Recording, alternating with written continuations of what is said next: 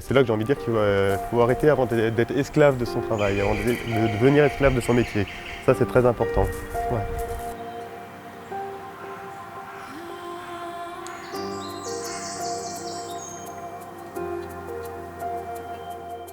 Alors le GAEC, c'est oublié, oui, parce qu'il y a eu beaucoup d'évolutions par rapport au GAEC. Moi, j'étais déjà hors cadre agricole à la base. Je me suis installé sur une petite exploitation d'une soixantaine de chèvres.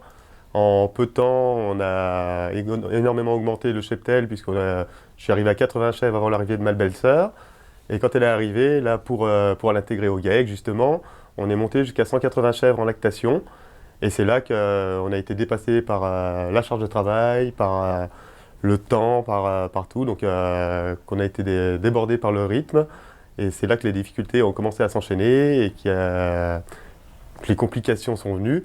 Et qu'il a fallu imaginer une autre sortie, enfin une sortie, une fin pour notre activité. Donc c'est là qu'on a lancé les démarches. Donc on est passé par le syndicat Caprin dans un premier temps pour qu'il nous oriente un petit peu, savoir comment ça pouvait se passer.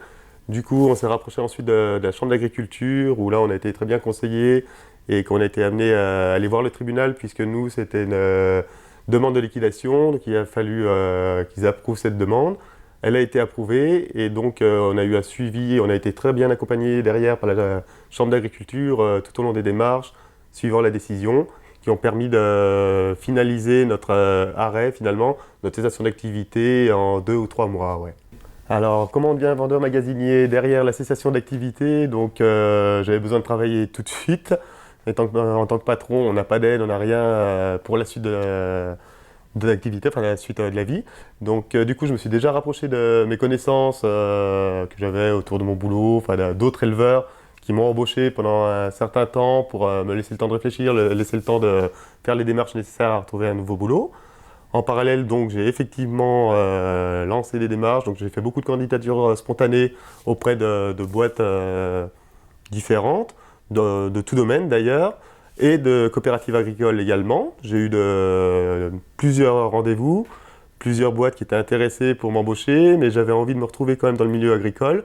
Donc dans ces réponses, j'avais une réponse de la coopérative agricole qui voulait m'embaucher également. Donc les deux métiers ont beaucoup de qualités communes.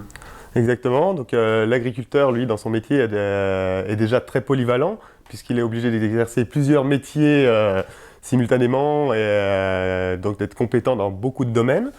Ensuite de ça, il faut qu'il soit autonome, puisqu'il est souvent amené à travailler tout seul et à gérer beaucoup de choses tout seul.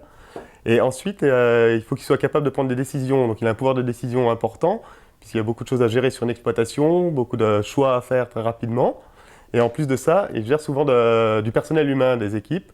Donc il est capable de gérer du monde et de s'intégrer à des équipes facilement derrière son métier d'agriculteur. Ouais. Donc moins de pression aujourd'hui. Alors beaucoup moins de pression aujourd'hui. Là, mon métier de magasinier vendeur me permet d'avoir du temps libre pour moi, que je consacre à ma petite activité agricole, que je gère en fonction de mes envies, de mes besoins. Les moutons aujourd'hui, oui, c'est mon plaisir. J'ai gardé que le bon côté de la partie agricole avec ces moutons. Donc je le fais sur mes temps libres, sur le temps que j'ai envie de passer avec eux et de la manière dont j'ai envie de la passer. Aujourd'hui, oui, mon métier de magasinier vendeur me permet de profiter de mon activité agricole, pardon, à mon rythme, en développant les choses doucement, en prenant du recul, en ayant le temps de le faire. Et à côté de ça, en plus de profiter de loisirs, d'autres choses auxquelles je n'avais pas accès avant.